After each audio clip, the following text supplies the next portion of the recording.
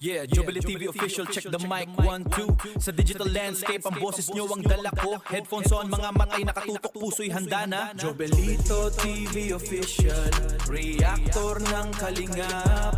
Tayo'y maghatid ng liwanag sa bawat sulok ng Pinas. Isang tinig para sa bayan, advokasy ang wagas. Jobelito TV official, reactor ng kalingap. Ang inyong reactor ng kalingap. Yeah, reactor ng kalingap. Okay, so ayun. Ayun, what's up mga kabagis? This is Jubilito TV Official at eto na naman pumuli ang isang edisyon po ng ating reaction video mga kalingap at kabagis. Pero bago po lahat, syempre po, shoutout po muna natin. Kuya Val Santos Matubang at Edna Vlogs at Kalingap Rap. Syempre po sa ating mga kalingap netizens, mega love shoutout po sa inyong lahat. So ito na nga mga kalingap at kabagis, no? For today's reaction video ay malamang sa malamang ay napanood nyo na po itong itinapik ng mga kapwa ko po reactors na kung saan mga kalingap at kabagis ay may mga series of posts si Kuya Val Santos Matubang patungkol po sa kanyang mga nilalakad ngayon na sabi niya nga po ay tour, no? Tour na kung saan ay isinasakatuparan niya na po, no, yung matagal na pong isinisigaw, no, ng mga supporters ni Kuya Val, ni Kalingap Rab na mabigyan ng aksyon yung mga taong ika nga ay pilit na pinapabagsak ang pangalan po ng Team Kalingap, no? So alam ko po, aware kayo mga Kalingap at kabagis na merong mga talagang nauna na, no? May mga nauna na sinampahan ng kaso at ito po ay nasa proseso na mga kalingap at kabagis, no? At alam ko rin po na may idea kayo kung sino yung mga first batch ng sasampahan po, no, ng reklamo ni Kuya Val Santos Matubang. Kaya yun po, mag-antabay lang po tayo kung ika nga hanggang saan aabot ito pong pakikipaglaban, no, ng Team Kalingap sa mga taong ika nga hindi gusto, no? Hindi gusto ang Team Kalingap. Ganun na lang po yung gamitin nating salita, mga kalingap at kabagis. At sa mga post ni Kuya Val ay syempre po hindi may iwasan na siguro po sumasagi, no, sa kanyang isipan paminsan-minsan yung ikangang experience na kanyang naranasan sa mga beneficiaries na mga natutulungan po ng kanilang programa. And at the same time, syempre, ay hindi naman po lahat, no? Aminin na po natin, no? Hindi naman po lahat ng napapaabutan ng tulong ay grateful, no? Hindi naman po lahat ng tinutulungan na ay sabihin na nating kontento sila sa naibibigay na tulong ng community ng Kalingap. Kaya nga po nabuo, no, ang salitang wakwak, no? Ang wakwak po original yan dito sa community ng Kalingap.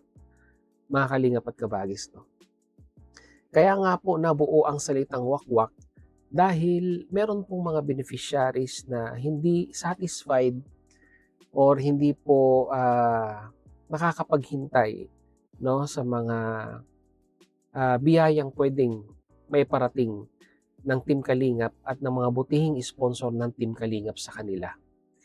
Ika nga, pag sila po ay nasisilaw na, no? Sila po ay nasisilaw na sa mas malaking na ibibigay ng sponsor, ay doon na po, no, nabubuo yung sabihin na nating comparison between sa naibibigay po ng vlogger at sa naibibigay ng sponsor. At eventually ay humahantong po, no, sa pag-alis sa community na ito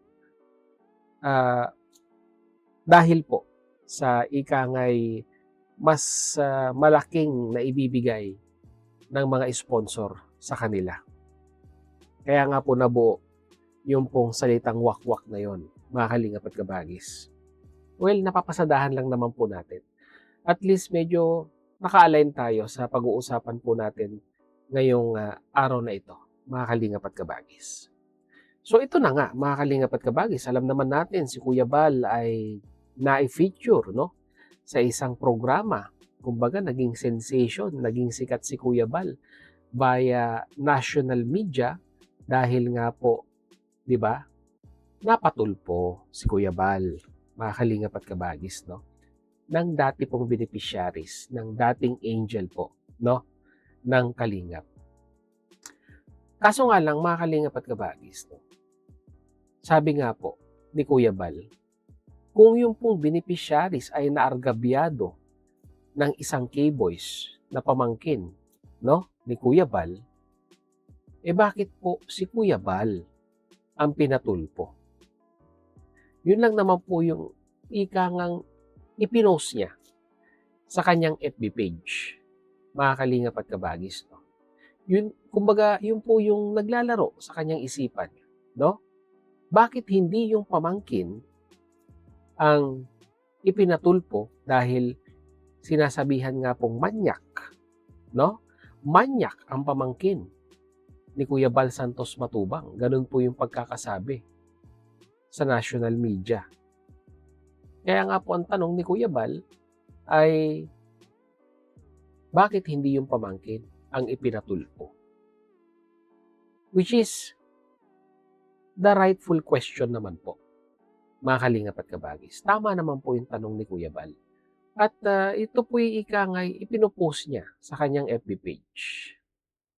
Kaso, mga kalingap at kabagis, no, ay meron pong isang account na nag-comment or sabihin na nating nag-post din po, mga kalingap at kabagis, na although wala naman pong binanggit na pangalan, pero base po sa history na meron sila sa community ng Kalingap, ay mukhang sinasagot niya po yung post din po ni Kuya Bal Santos Matubang sa kanyang FB page, mga kalingap at kabagis.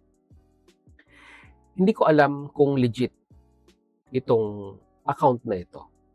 Pero one thing for sure, yung account or yung pangalan na ginamit sa account na ito ay pangalan po nung nanay nung beneficiaries po or nung ex-Kalingap Angel, mga kalingap at kabagis.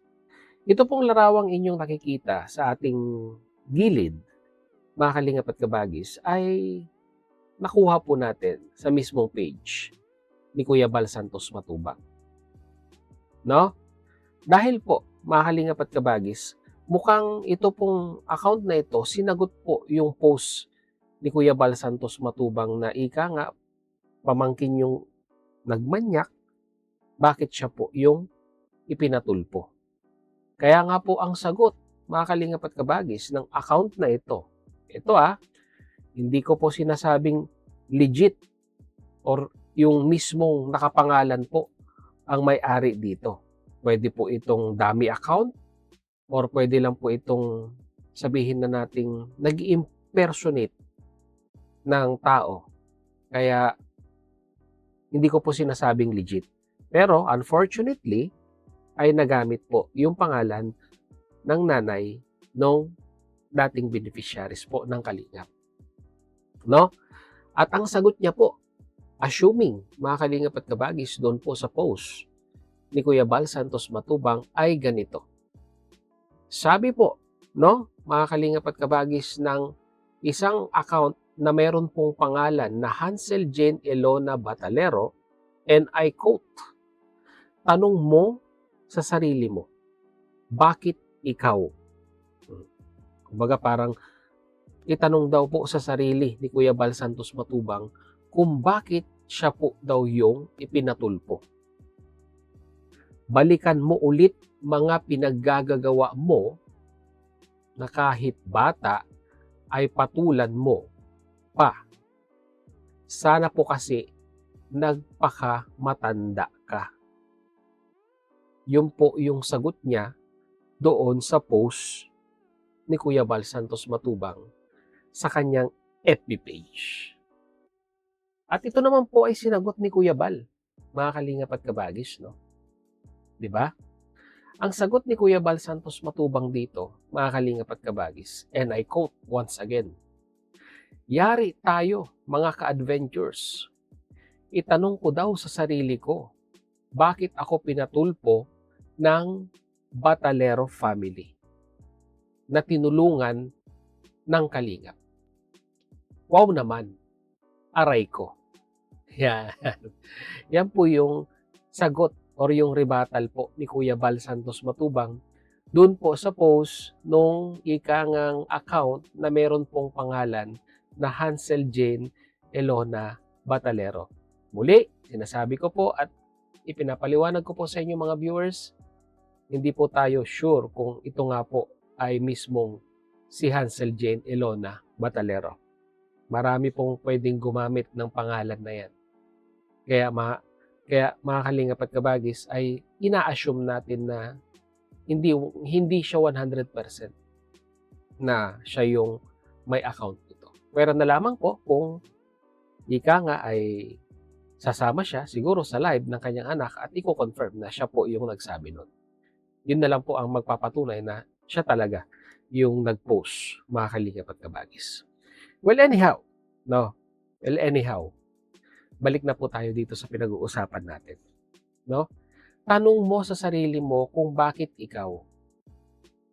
Ano po yung itatanong? No?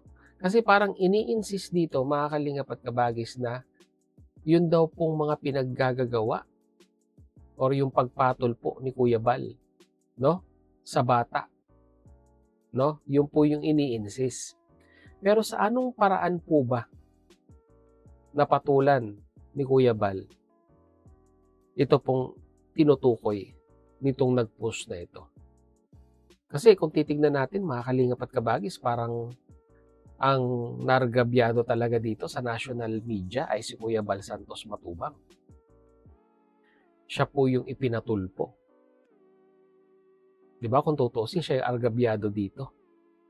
Dahil ika nga, ay wala naman po siyang kamalay-malay doon po sa akusasyong ibinatok sa kanyang pamangkin, bakit siya po yung naimbitahan or ika nga ay dapat sumagot doon sa mga aligasyon na yan.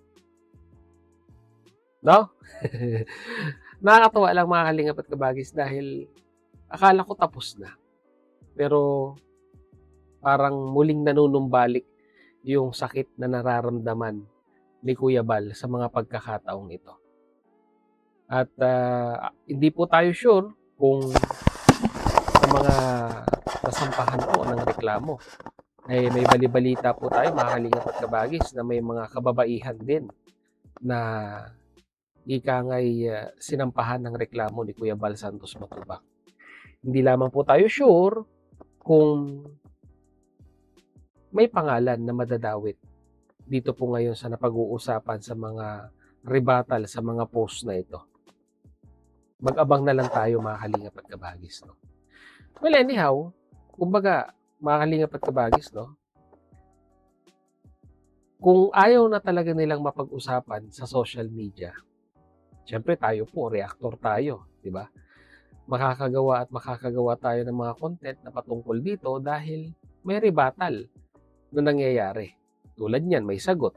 O di, nire-reactionan natin. Kaya ang ganang sa akin lang, kung ready po kayo sa mga rebuttal ng mga reactors, magbigay ng kritisismo, no?